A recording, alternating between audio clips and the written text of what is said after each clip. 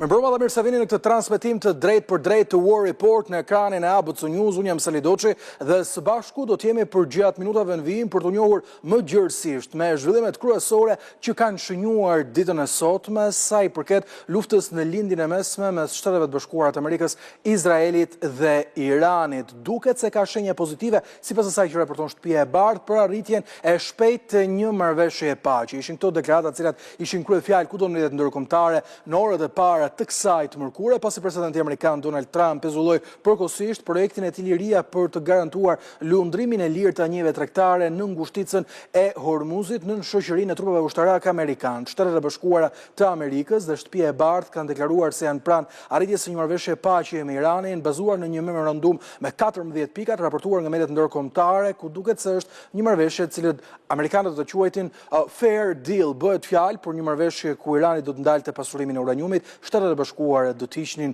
sanksionet ndaj tyre, e në mes do të ishte hapja e ngushticës së Hormuzit, një plan mjaft optimist, ky i cili dha ndikimin e tij në tregjet ndërkombëtare, duke prekur kështu edhe naftën në bursa. Është kjo deklarata e bërë nga Shtetet e Bashkuara të Amerikës, pasi sekretari amerikan i shtetit Marco Rubio deklaroi se Washingtoni ka arritur çdo objektiv me operacionin ushtarak Epic Fury të zhvilluar kundër Iranit. Ndërkohë, presidenti amerikan Donald Trump, sipërmes një statusi në Truth Social, ashtu edhe një konferencë përshtyp nga Shtëpia e Bardhë, vetëm disa minuta më parë ka deklaruar se Irani ka 48 orë kohë për të pranuar këtë marrëveshje për të dhënë fund luftës, ose në të kundërt Shtetet e Bashkuara të Amerikës do të rikthehen më fuqishëm se kurrë në luftën e lindjes së mesme. Është hera e parë që Donald Trump artikulon qartë një kërcënim të drejtë për drejtë për Iranin, kur bëhet fjalë për një rikthim në frontin e betejës. Washingtoni ka deklaruar se kjo luftë do duhet të marrë fund dhe tashmë këto janë kushtet finale të cilat mund t'i ofrohen Iranit për arritjen e një marrëveshje armëpushimi.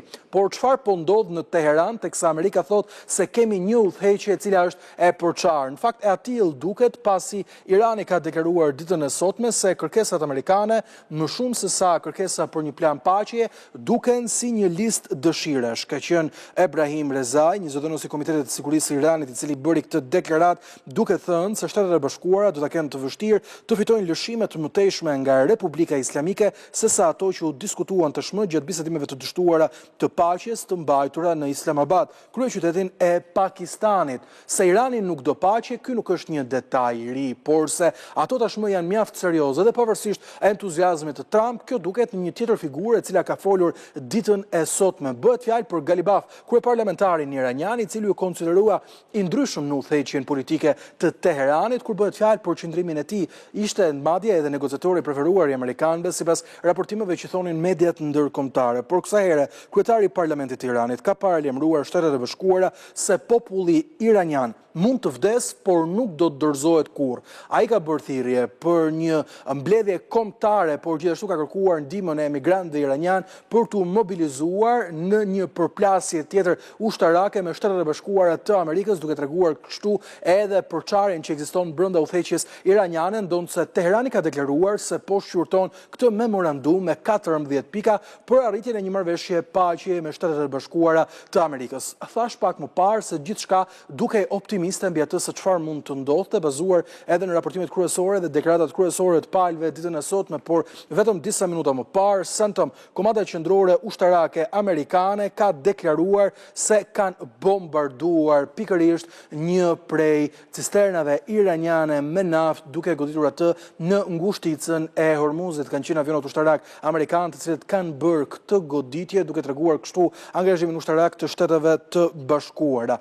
Ndërkohë, Izraeli deklaroi ditën e sotme se nuk ishin të informuar për një marrëveshje paqeje që mund të ndodhte mes Shteteve të Bashkuara dhe Iranit. Tel Avivi zyrtar ka deklaruar se përkundrazi ata po bëheshin gati për një përshkallëzim të konfliktit dhe për një rikthim në frontin e betejës, duke treguar se kishin një gatishmëri të lartë ushtarake, bazuar edhe në deklaratën e generalit të tyre kryesor. Dhe bazuar në zhvillimet e minutave të fundit, duket se aktori i cili tashmë sërish duket sikur nuk do paqen, është edhe vet Izraeli, bazuar në veprimet ushtarake të kryera për gjatë minutave të fundit. Një armëpushim me Libanin duket se është vetëm në letër, pasi Izraeli bombardoi pasditen e kësaj të mërkure Beirutin, kryeqytetin e Libanit. Shpërthime të forta janë dëgjuar në këtë kryeqytet, ndërsa Izraeli ka deklaruar se bombardimet e tyre shënjestruan komandat e Hezbollah. Pamjet e publikuara në rrjetin social X kanë treguar shpërthime masive, ekipet e emergjencave civile, ndërtesat shkatruara dhe bombardime që kanë ndodhur në mënyrë ajrore nga ana e Tel Avivit zyrtar. Dhe Benjamin Netanyahu duket më i zemruar se kur. Ai ka deklaruar se Izraeli do të vrasë çdo armik të tij, kështu do të bëhet dhe kështu duhet bërë. Ka qenë ky statusi i tij në platformën X pas konfirmimeve se ishte bombarduar Beiruti. Kryeministri izraelit Benjamin Netanyahu ka deklaruar se do të eliminojnë çdo komand të Hezbollah e cila ka dëmtuar popullin izraelit, duke shënjestruar pikërisht në veri të Izraelit e duke terrorizuar civilt pafajshëm sipas kësaj deklarate të bërë prej tij në rrjetin social X. Jemi të vendosur për të vrarë çdo armik, thot Benjamin Netanyahu, teksa duket se kjo mund të jetë një tjetër element apo sfidë e rëndësishme për mos arritje një marrëveshje paqe me Iranin. Them diçka të tillë pasi rikujtoj se edhe armë pushimi i Brisht u shënjestrua pikërisht nga fakti se Irani kërkonte edhe një armë pushim me Libanin dhe grupin Hezbollah, një grup militant të mbështetur prej tij. Mirë, ishim këto disa prej zhvillimeve kryesore të ditës së sotme me informacionet minutës fundit deri tani. Mbrëmjen e sotme padyshim do të ndalemi në program për të diskutuar sa është kjo një marrëveshje win-win për të dyja palët dhe kush janë sfidat e vërteta të Shteteve të Bashkuara dhe Iranit në arritjen e një marrëveshje reale paqe. Të gjitha këto me njëherë vetëm pas siglës.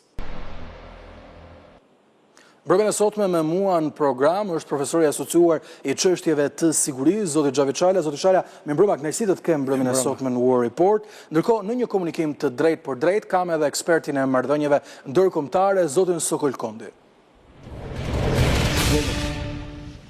Sokol, më mbrëma kënaqësi të kem program. Le ta nisim së bashku bazuar edhe në informacionet e fundit, cilat duket se mund të minojnë jo vetëm optimizmin e Shteteve të Bashkuara të Amerikës, por edhe shanset reale për arritjen e një marrëveshje paqe. Përgjatë informacioneve kryesore të ditës që anonçova në program, theksova se sa i rëndësishëm ishte armëpushimi me Libanin për Shtetet e Bashkuara dhe Iranin që tulnin tensionet mes tyre e tuleshin në një tryezë bisedimesh, siç ishte ajo e Islamabadit, e cila u konsideruar një tryezë e dështuar një vendosshmëri e Benjamin Netanyahut për të rikthyer në luftë kundër Hezbollah, duket se po minon përpjekjet e Shteteve të Bashkuara për arritjen e vërtet të një marrëveshje paqe. Çfarë po ndodh me Donald Trump? I ka ai mbështetjen e aleatëve për të arritur këtë marrëveshje, për të mos folur për mbështetjen e Iranit, e cila sigurisht ka qenë skeptike dhe do të ketë edhe një luajtje sikur të dyja palët do të dalin të fituara. Shikoj, Irani është goditur 2 herë kur ka qenë në tryezat e bisedimeve diplomatike, kështu që skepticizmi mendoj se është legjitim. Pastaj, sigurisht flota amerikane dhe trupat e saj në gjirin persik janë aty jo vetëm si një gur presioni diplomatik, patjetër dhe kjo, por janë kryesisht për të luftuar. Dhe duke qenë se lufta është bërë 2 herë, nuk përjashtohet që të ketë një herë të tretë apo të katërt. Kështu që armëpushimi është i brisht dhe nëse dështon nëse dështon plani i ri, si thua, është amerikani i paqes që është propozuar Iranit dhe që po shqyrtohet nëpërmjet Pakistanit si ndërmjetës, unë mendoj se zoti Trump do të tentojë një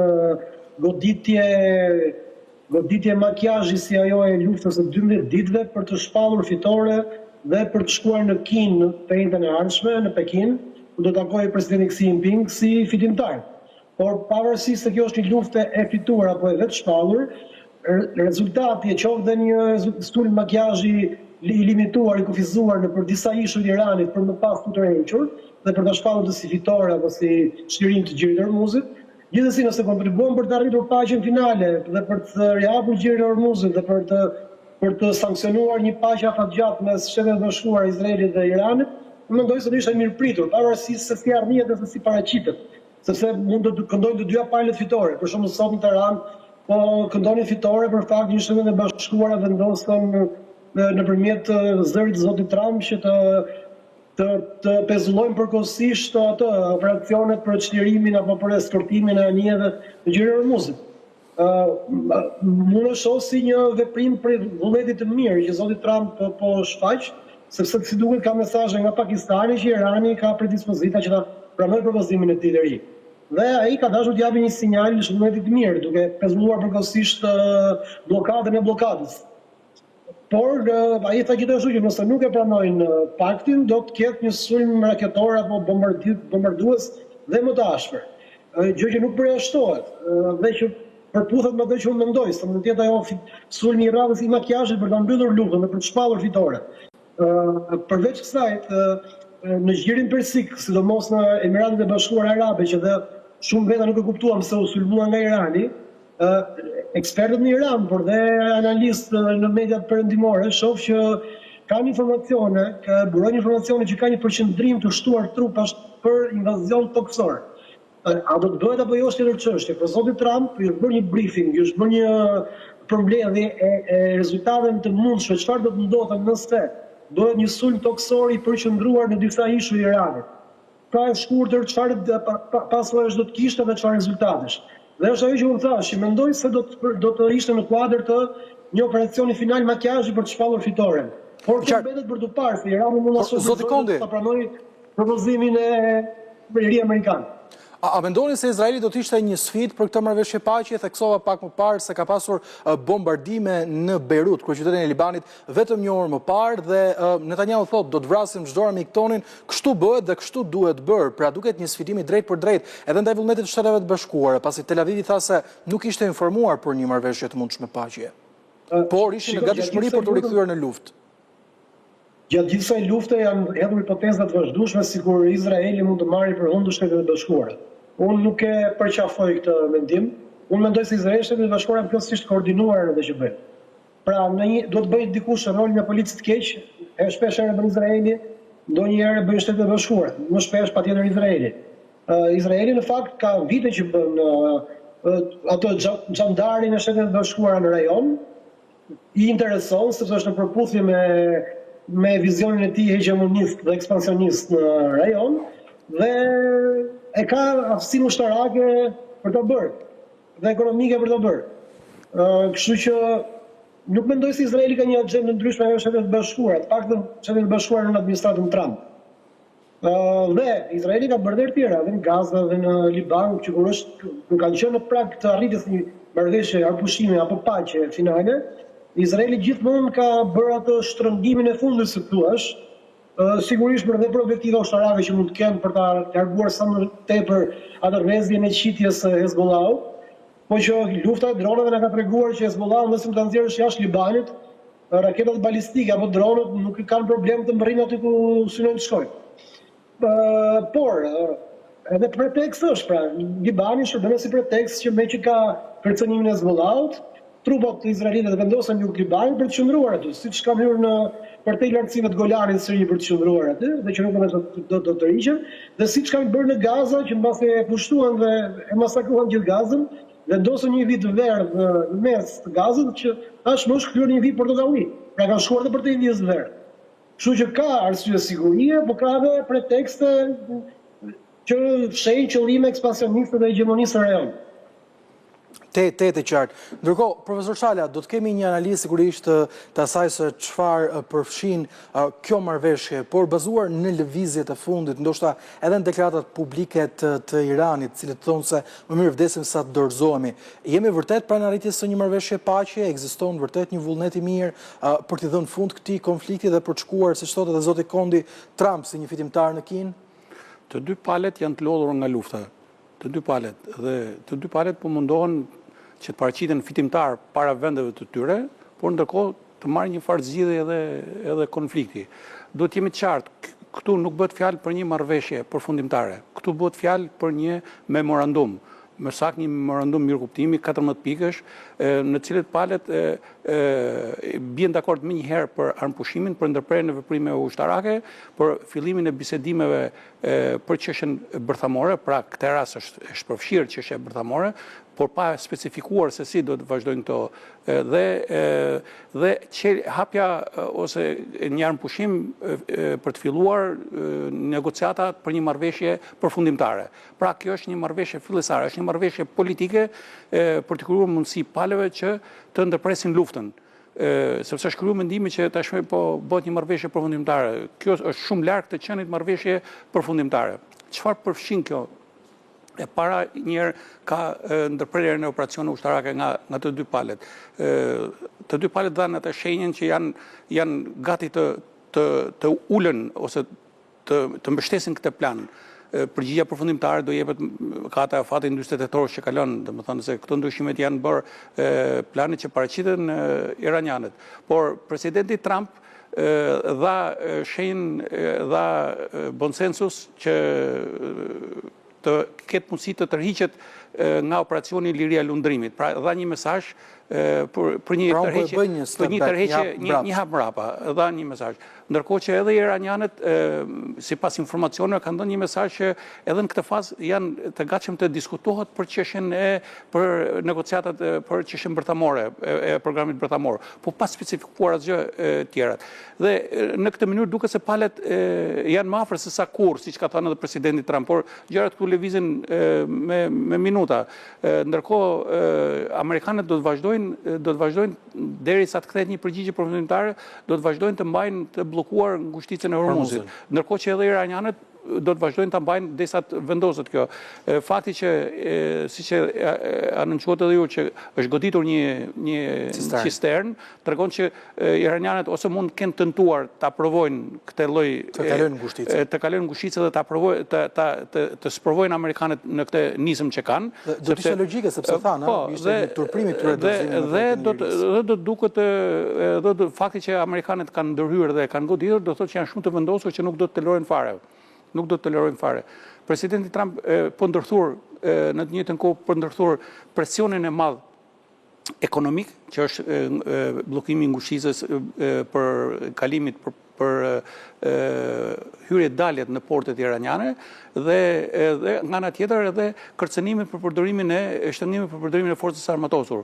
Ka grumbulluar rreth 15-20.000 forca, janë 3 grupe, 3 aeroplanbajtëse, të cilat janë gati, janë bërë plane lufte tjera, pra po i ka dhënë mesazhin njëkohësisht që duhet gjetë mënyra për të ulur. Unë mendoj që edhe amerikanët kanë mësuar një tërheqje, po ta shohësh në ato nga gjumimin nëpër media, sepse nuk ka një memorandum të publikuar që mund flitet për të. Del që çështjet shumë të rëndësishme të cilat amerikanët i kanë pashtruar që në fazën e parë, siç janë çështja raketore, siç janë çështja e ndikimeve të proksit dhe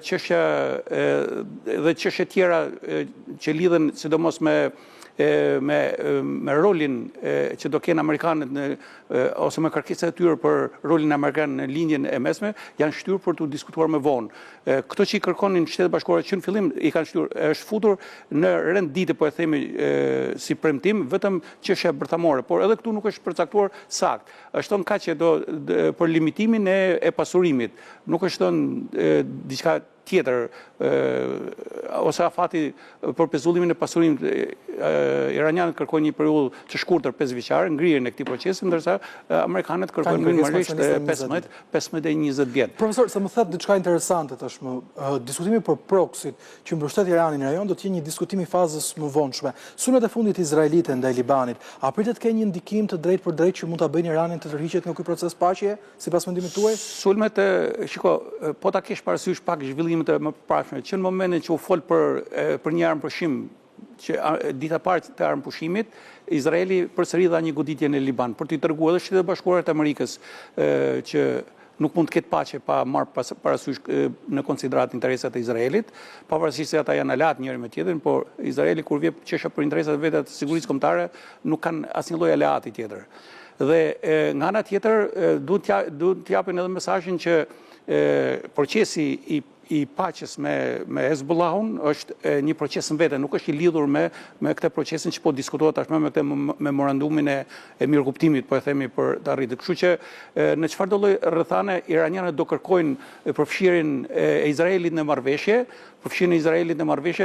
kjo përfshirje ka të bëjë që Izraeli të ndërpresi luftën në frontet ku ai e ka nisur, pra sidomos sepse luftën ndaj proksive të Iranit e bën Izraeli, nuk e kanë bërë Shtetet Bashkuara të Amerikës. Kështu që do kërkojnë përfshirjen e Izraelit. Izraeli mund të përfshihet, mund të merret përsipër kjo, po Izraeli nuk bën asnjë lloj kompromisi me të drejtën e tij për vetmbrojtje.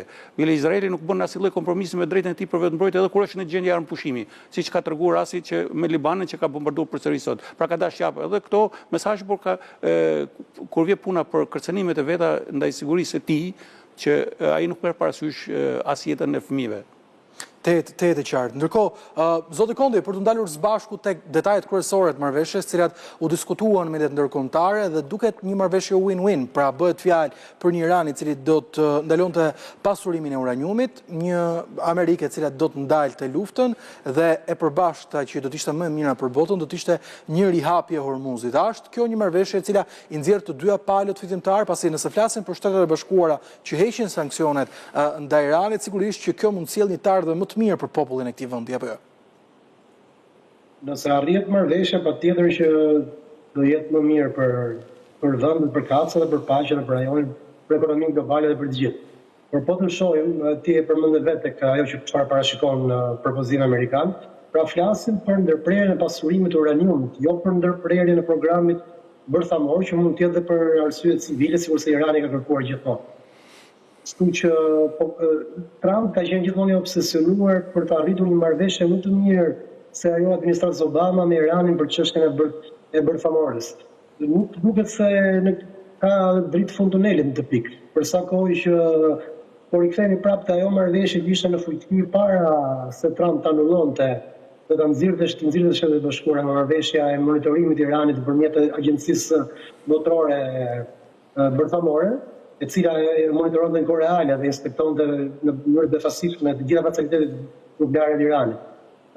Dhe themi aty ku ishim, pra, dhe nga ana tjetër tani po kërkojmë hapjen e ngushtisë së Hormuzit, e cila ishte e hapur para fillimit të luftës. Pra për çfarë desh gjithë kjo luftë, gjithë të armatime, gjithë të jetë njerëzit dhe shkatrim për të kërkuar diçka jo më të mirë se ajo që kishte arritur administrata Obama. Nuk shoh domethënë një zhvillim në një arritje diplomatike apo ushtarake në këtë pikë. Dhe nga ana strategjike ushtarake, Irani nuk është interesuar që të ndalojë me një armëpushtim për momentin për të goditur sërish mbas 1 muaji, 2 muajsh, 6 muajsh apo një vit. Irani do që ta përshkallëzojë deri në ekstremin e mundshëm luftën në mënyrë që të përcaktojë fatin e tij në të ardhmen në dekada apo edhe më gjërë. Për sa i takon çështjes bërthamore, për sa i takon çështjes së raketave balistike, të proximit, të gjirit Hormuz dhe kështu me radhë. Dhe kjo luftë në bazë të forcës po e përcakton se si do të jetë kjo ardhmë. Dhe nuk mund të arrihet në tyreza diplomatike ajo që nuk është arritur në terren, si thua. Me forcë, me luftë. Kështu që në këtë pikë duhet parë se çfarë mund të arrijë diplomacia më shumë se sa ajo që ka arritur lufta. Pra nëse lufta na ka mbyllur gjirin e Hormuzit që ishte i hapur para luftës dhe ky quhet një objektiv për të arritur, ky është një hap i madh mbrapa. Dhe nëse lufta po na bën të rikthehemi ke bërthamorja për qëllime civile e Iranit, që ishte ai që Irani kishte ndërmend me sa duket dhe monitoroi ndërkombëtarët, pra për çfarë u desh lufta? Themi aty ku ishim. Por më mirë të ndodhë se sa mos ndodhë. Më mirë të arrihet marrëveshja se sa jo. E vërtet, ndërkohë, Irani kishte deklaruar më herët se programi i tyre i raketave me rrezet gjatë veprimi, por sigurisht edhe çështja bërthamore janë çështje të interesit dhe strategjisë kombëtare të mbrojtjes, duke thënë se në një rajon ku sfidohen ngalancat që Shtetet e Bashkuara të Amerikës kanë pikërisht në vende të ndryshme të gjirit, do të ishte i mirë që Irani të ishte i përgatitur për çdo lloj aspekti ushtarak, por edhe të mbrojtjes sipas pretendimeve të Teheranit.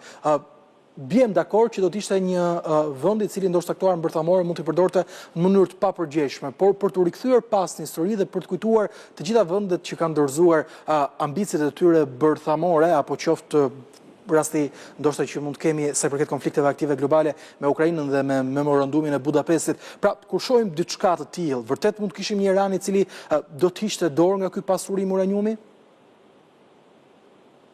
Tani atë se çfarë ndodhi në mënyrë të nëndeshme nuk mund ta parashikojmë apo ta themi me siguri, por ne dimë që ka shtete të tjera që mbase janë regjime jo më fort demokratike se e Iranit, që kanë armë bërthamore, dhe armë bërthamore mendojnë se janë e mira dhe ishte mos të kishte askush. Por tani që disa shtete në botë kanë, mendojnë se shërbesin deterrent. Është gjithmonë rreziku që dikush të çmendë të shtypë për atë butonin, por për sa kohë që dikush godet i pari, nuk mund të parashikohet më së shpëndot për njerëzimin më pas. Në përgjigje do ishte shkatrim global, jo më rajonal. Kështu që armët bërthamore në Irani mendoj se insinuon se deterrent, dhe nuk mendoj se insinuon që të godas. Dim vetëm një shembull në historinë e njerëzimit kur janë përdorur armët bërthamore dhe dim kush janë përdorur. Dhe vende që janë detyruar të dorëzojnë armët e shkatrimit të masë dhe të bëjnë pakteve të bashkuara, ata liderët përkatës dihet se si kanë përfunduar. Kemi thënë pretendent historik kanë përfunduar të varur litar. Që synimi i Izraelit dhe Shtetit Bashkuar ndër të tjera, përveç arsyeve të sigurisë që mund të kenë dhe legjitimit e ridikuar është edhe që Irani të jetë një vend si vendet arabe, një zonë si mirë, i kontrollueshëm, i nënshtruar që lejon flukset e naftës me tarifa preferenciale për ato multinacionalet që operojnë në gjirin persik. Dhe Amerika ka pasur të privilegj në Iran në kohën e Shahut dhe humbi në vitin 53 mbasi kryeministri i zgjedhur demokratikisht rrëzua nga e pranuar dashmë klasifikuar si informacion nga CIA dhe nga Shërbimi Sekrete Britanike, dhe Shtetet e Bashkuara kërkojnë prapë rikthehen në Iran sot, në Tiranë që e kishin aksesin, mbasi bën meselem në 53-shën, dhe mbasi japën dyert revolucionit islamik, që ka 47 vjet që është implantuar në Iran. Dhe që kanë adënën e tim bjetesën, kanë mbjetuar në atentate, grushte shteti, revolta dhe luftën. Përfshirë luftën me Irakun që ishte kryesisht e financuar me armë amerikane. Dhe ka qenë një rezistencë e cila ishte surprizë, ndoshta edhe për shumë aleat perëndimor, por edhe përveç Shtetet e Bashkuara me nisjen e kësaj lufte apo jo? Ne në studion tënde kemi qenë kur kemi diskutuar që kur diskutohej stoku i raketave të Iranit dhe parashikimin e optimistë thonë që Irani mund të zgjasë disa javë dhe shumë të një muaj. Shohim që stoku nuk ka mbaruar ende. Pra nuk inteligjenca apo propaganda përkatëse nuk di më saktësi këto inventare anatimesh në shtetet përkatëse. Të qartë. Mirë, ne do të shkojmë një shkputje të shkurtër publicitare për të rikthyer në pjesën e dytë për të diskutuar një analizë interesante të medias britanike The Telegraph, e cila tregon se Donald Trump ka 3 skenare për të dhënë fund kësaj lufte dhe sipas analizës medias britanike, të treja nuk janë opsionet më të mira. Shkëputemi për pak dhe kthehemi. Rikthehemi në War Report, ku po diskutojmë të gjitha zhvillimet më të fundit sa i përket optimizmit amerikan për arritjen e një marrëveshje paqe e bazuar edhe në ndërmjetësimin e Pakistanit, ku sigurisht në pjesën e parë u ndalëm dhe diskutuam mbi programin bërthamor të Iranit. Theksova pak më parë se do të kemi në pjesë të dytë në fokus një analizë të medias britanike The Telegraph mbi 3 mënyrat si mund të përfundojë kjo luftë, një përfundim i shpejtë i cili do të kënaqë ambicjet e Donald Trump në aspektin politik mbi ato se çfarë pret në nëntor të këtij viti, por dua që nisjet pjesës 2 të vijmë të mbetemi sërish tek programi bërthamor i Iranit. Profesor Shala, thash pak më parë se dihet çfarë ka ndodhur me vendet të cilat kanë ndërzuar ambicjet apo programet e tyre bërthamore. Njëta pyetje për ju edhe si për zotin Kondi. Çfarë mendoni për këtë aspekt? Do të ketë një dorëzim programit bërthamor nga Irani ose një ndalim të tij të përkohshëm? Programi bërthamor iranian, ata e thonë që është për qëllime civile dhe të paktën deri në marrëveshjen e parë të 2015-s, e cila duhet skadonte këtë vit ose një vit më përpara, që do të monitorohej më pas. Kjo marrëveshje nuk qëndronte më pas, pra ata kishin drejtën e pasurimit. Synimi i programit bërthamor është sipas iranianëve në këndvështrimin e tyre është ai që garanton vazhdimsinë e regjimit. Pra është një deterrent që pavarësisht pala tjetër mund ta di, mund mos e di që ka apo s'ka armë bërthamore, sepse edhe Izraeli vetë nuk ka shi deklaruar si shtet që ka armë bërthamore, domethënë pavarësisht se ai ka armë bërthamore. Fakti që të pasurit program bërthamor garanton ekzistencën e atij etniteti politik, pra të qeverisë së atij vendi, e kanë treguar shembuj nga praktika. Ju përmendi edhe kolegu që rasti i Ukrainës, që hoqi dorë jashtë se çfarë ndodhi me Ukrainën. Pra u sulmua nga ajo fuqi që ishte garantuese e kësaj marrëveshje. Marrim rastin tjetër, rastin e Koreas së Veriut. Edhe në Korenë e Veriut pse u bë forcë apo fuqi bërthamore, Korea e Veriut nuk e merret sot kush me Korenë e Veriut, përkundazi kërkon të kthehet në aktor ndërkombëtar, ka marrë pjesë në konfliktin ndërkombëtar, mbështeti Rusinë në çlirimin e territorëve të tyre të Kurskut, pra në thojza. Pra ishte ky program bërthamor që e bën atë të paprekshëm. Marrim rastet e atyre që e dorëzuan programin bërthamor. Kadafi e dorëzoi programin bërthamor. Ku është Kadafi sot? Është në Harres. Saddami e dorëzoi programin hoqi dorë vullnetarisht. Ku janë sot? Tjetër, nga vendet që ka hequr vullnetarisht dorë nga programi bërthamor dhe nuk ka patur konsekuenca, është vetëm Afrika e Jugut, që kthye dhe ajo në fuqi bërthamore dhe ka heq dorë vullnetarisht, por nuk ka pasur asnjë pasojë në jetën e vet politike dhe në raport me fqinjet. Pra, ky program i shërben, prandaj regjimi iranian do bëj çmos për të mos hequr dorë, për ta përdorur edhe si lem negocimi, ndërsa programi rakator ka pjesë të rëndësishme të strategjisë vet të sigurisë kombëtare dhe është programi rakator është ai që i jep mundësi Iranit që të projektojë fuqi pra në linjën e mesme. Fuqia e Iranit shkon deri atje ku shkojnë largëhedhja e raketave. Pra në linjën e mesme Irani nëpërmjet këtij sistemi garanton që do të projektojë fuqi dhe pra ne fqinjet, të gjithë fqinjet kërkojnë të marrin pjesë në bisedimet, kështu folën në fillim, që t'i kufizojnë Iranit t'i kufizojnë prodhimin e raketave pra me rreze të mesme dhe të largët veprimi. Pra ky është synimi, nuk kanë patur synim tjetër. Dhe Irani me sa konstatoj unë gjatë këtyre ditëve dhe gjatë negociatave, përfundimisht kanë konsoliduar një doktrinë për negociatat, që është doktrina iraniane. Dhe çfarë përmban kjo doktrinë? Kjo doktrinë përmban në disa faze. E para përmban presionin ose rritjen e tensionit në maksimum, duke paraqitur kërkesa maksimaliste, më pas dhënien mundësi palës tjetër sikur i bën një koncesion duke ulur tensionin, më pas shto kërkesat tuaja pra dhe largoj kërkesat e palës tjetër. Pak a shumë këtë kanë ndjek. Marrim vetëm rastin e Hormuzit. Hormuzi nuk ka qenë diskutuar fare. Në marrëveshjen e 2015 nuk është cekur fare. Dhe askush nuk e dinte se Hormuzi ishte një vend kalimi i njohur ndërkombëtarisht i lirë për lundrim, nuk ishte asnjë problem. Tashmë ata çfarë bën? E ngritën steken dhe e bllokuan ngushticën e Hormuzit. E bllokuan edhe tashmë po e shesin në këtë marrëveshje, në këtë memorandum po e shesin lirimin e ngushticës së Hormuzit, po e shesin si koncesion shumë të madh. Edhe pra si bazuar në doktrinën e tyre të negocimit. Dhe po shesin si koncesion shumë të madh dhe kërkojnë kemi tre element fort të Iranit. Kemi një terren i cili është i vështirë për të ndërhyrë ushtarakisht kur bëhet fjalë edhe për ushtrinë më të fuqishme të botës, siç janë Shtetet e Bashkuara. Kemi një ngushticë Hormuzit, cilën siç ju e theksuat, e kthyen në një çështje të rëndësishme kur bëhet fjalë përballë atyre që ata i quajnë armiq dhe padyshim programin bërthamor. Dhe ata nuk do të heqin dorë. Ngushtica e Hormuzit është program bërthamor në thojza vete. Ata nuk do Marco Rubio, ata nuk do të heqin dorë. Ata nuk do të heqin dorë, sido që të jetë pjesë e marrëveshjes, aty këta nuk do të heqin dorë nga menaxhimi, nga drejta siç thonë ata, për ta menaxhuar vetë dhe për të nxjerrë të ardhurat nga ngushtica e Hormuzit. Po kjo do të jetë një humbje, domethënë e madhe në aspektin jo vetëm të fuqive të mëdha, por kjo do hapi një precedent pastaj edhe për ngushtica tjera, pra ngushtica të cilat ndodhen në ujërat territoriale të shteteve të caktuara. Pra hapet një precedent shumë i rrezikshëm.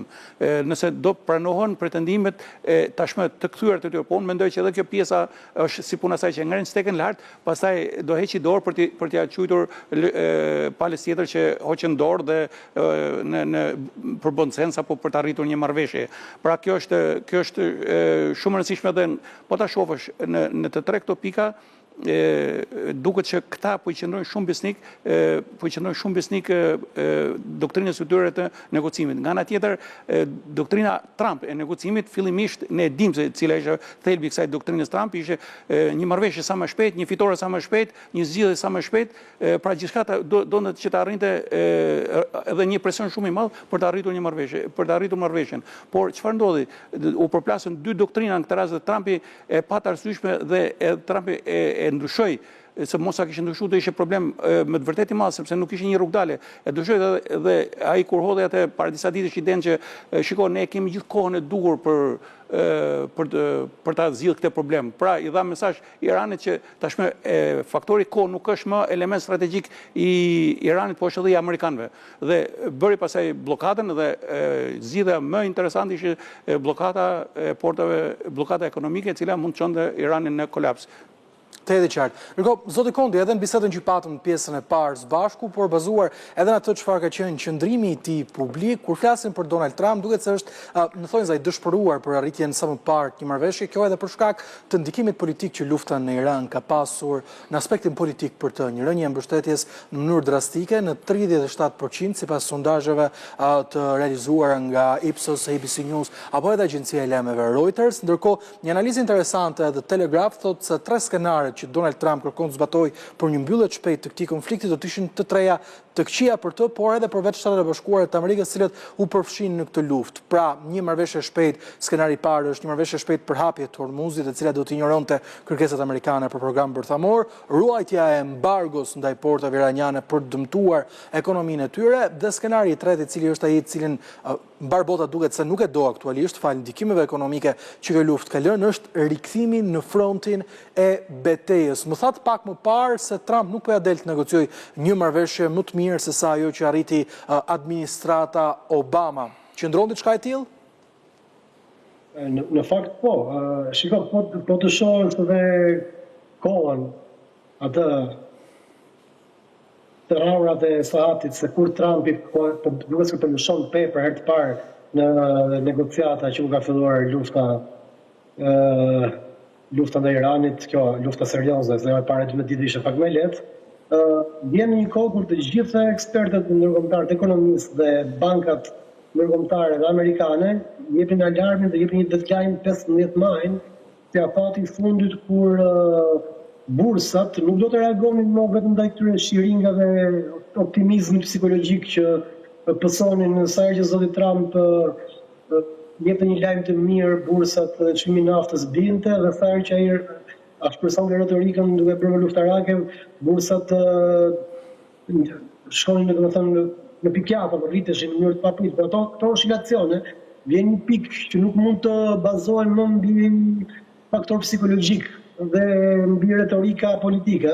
Pra, për sa kohë që kjo mbështetej tek fakti që ishin hedhur rezerva të mëdha nafte nga Shtetet e Bashkuara dhe vendet perëndimore për të kamufluar ato mungesat dhe deficitin që nuk po kalonte më nga nëpërmjet gjirit Hormuzit nga gjiri Persik, ka një limit.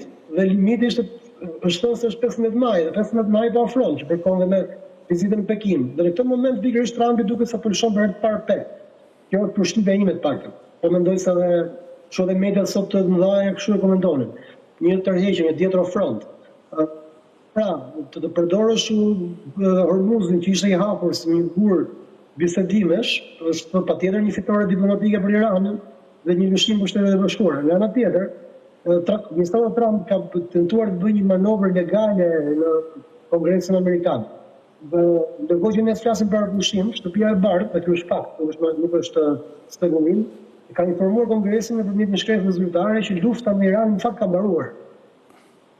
Por kjo hyn në kuadër të një marifeti legal që Shtëpia e Bardhë dhe zoti Trump në të rast do të bëjë, sepse dim që pushteti i presidentit amerikan është që brenda 60 ditësh duhet konsultojë se s'bën Kongresin për vazhdimin me mbarimin e një lufte. Sipas aktit për ligjin e luftës, por Trump thotë se armpushimi është një mungesë. Pra ka një argument i cili nuk është argument ligjor. Ka dashur të bëjë këtë, pra që lufta ka mbaruar dhe kjo që po bëjmë ne tani nuk është për luftë, por është një operacion mbrojtës për të skurtuar anijet për të kalimin e gjirit të Hormuzit, urtësisë të Hormuzit. Pra, dhe nëse tash vazhdon për fazohet lufta, kjo luftë po bëhet në kuadër mbrojtës të lirisë të lundrimit. Por demokratët që se duan dhe votat demokratëve që të marrin miratim ose bllokim lufta e presidentit, thonë që ky marifet nuk kalon dot, sepse nuk e ha njëri si thua në Kongres. Por ata po tentojnë, administrata Trump po tenton. Po ky është një marifet që po synohet pikërisht që në rast se duhet të vazhdojë luftën, mos ketë bllokime nga Kongresi. Ky precedent është vendosur gjatë luftës në Vietnam, kur presidentët amerikanë kishin duart e lidhura. Vjetkombët për shembull godisnin në Vietnam dhe të rikishin në Kambodhë. Shtetet e Bashkuara nuk kishin mundësi të shpatin luftën e Kambodhës, sepse duhej miratimin e Kongresit. Kështu që u bën ndryshime ligjore dhe presidenti i dha pushtet që mund të shpatë luftën me kujdo, si ta mendojë ai, por për një periudhë të limituar për 60 ditësh, kur më pas duhet të konsultohet Kongresi. Dhe siç thot, pra afati i mbarimit psikologjik të suportimit të trejneve, që ndikon direkt në pompën e benzinës konsumatorëve amerikanë, shtritimin e jetesës, afrimi i zgjedhjeve midterm me Shtetet e Bashkuara, që do t'i bënte republikanët dhe më jo popullore nëse vazhdon lufta dhe shtrenjtohet kosto i jetesës për amerikanë. Dhe do ta bënë shumë të vështirë që dhe kuajt e betejës në garat e ardhshme presidenciale që mund të jenë Rubio ose J.D. Vance ta kishin më të vështirë të konkuronin me demokratët për shkak të kësaj lufte që Donald Trump po udhëheq. Dhe të gjitha këto duke se i kanë bërë që ka ardhur momenti për të bërë talëshime që duke se Irani, nëse janë fije për te ato që ti lexove, është Irani vetëm nëse ti bjerë murit me kokë nëse i refuzon. Te i të gjerë. Ndërkohë, profesor Shala, bazuar në këtë analizë, bazuar në gjithë shka që ka ndodhur, Trump erdhi në pushtet si njeriu i cili tha do t'u jap fund luftrave, ka ndodhur 7 bombardime. Pra, nëse marrim të mërqen se do të ketë një përfundim të luftës me Iranin dhe bazuar edhe në analizën e Telegrafit, cila tregon në nxë se nuk mund të ketë ndoshta një marrëveshje më të mirë se sa ajo e arritur nga administrata e Barack Obamas, si do të mbahet mend presidenti amerikan në lidhje me luftën kundër Iranit, dhe kur e them diçka të tillë, kujtoj edhe luftën 12 dhjetor vitit të shkuar, një deklaratë e fortë e Shteteve të Bashkuara se shkatruan programin e tyre të uraniumit, ndërkohë kemi një Amerikë e cila sot e pranon uraniumi është aty, ata arritën ta fshinin dhe ata e zotrojnë ende atë uranium, kanë ende sësi uraniumi. Dhe çfarë ndodh? Kush do të jetë bilanci gjithës kësaj kur flasim për figurën politike të Donald Trump? Shiko, mandati Trumpit është në vitin e parë. Sa ka kaluar është në vitin e dytë, domethënë, kështu që ka kohë për ta rregulluar biografinë prap Trumpi, po problemi me Iranin është një, si që e cituat ju gazetën atë autorin që jep 3 variante, po të 3 në të dhimbshme. Varianti i parë, domethënë që Trumpi mund ta kthejë një fitore politike brenda, pra do ta shesi përfitore dhe para elektoratit vetë dhe do të mbrohet nga në një goditje që mund të ketë në zgjedhje të tjera. Por ai ka një fitore politike të brendshme dhe një humbje politike në arenën ndërkombëtare, ndërkohë që Irani ka një fitore gjeopolitike. Pra, në këtë rast, Irani mund të bëjë përgjegjës Shtetet e Bashkuara të Amerikës që hoqën dorë nga një marrëveshje e cila tashmë kjo marrëveshja tjetër i bie të jetë më pak e dhimbshme për Iranin se sa marrëveshja e 2015-s. Pra, në një farë mënyrë, në të 3 ato skenarë që ju përmendëm janë të 3 të dhimbshëm për Shtetet e Bashkuara të Amerikës dhe në një farë mënyrë e rrisin atë, po e themi, ose projeksionin e ardhshëm të fuqisë së Iranit në lindjen e mesme, sepse Irani me të drejtë do ta shesë edhe para popullit vet, domethënë do të ketë një gjatësi tashmë të regjimit, gjithë këto sulme, gjithë kjo luftë nuk arriti dot ta mposh pavarësisht goditje që dha. Pra në një farë mënyrë dalim në një konkluzion që ishte një luftë që nuk çoi askund. Pra, nuk çoi askund, sepse nëse nuk reduktohet programi bërthamor, programi raketor, ndikimi proksi dhe fuqia rajonale e Iranit, ku ishim as sekundi.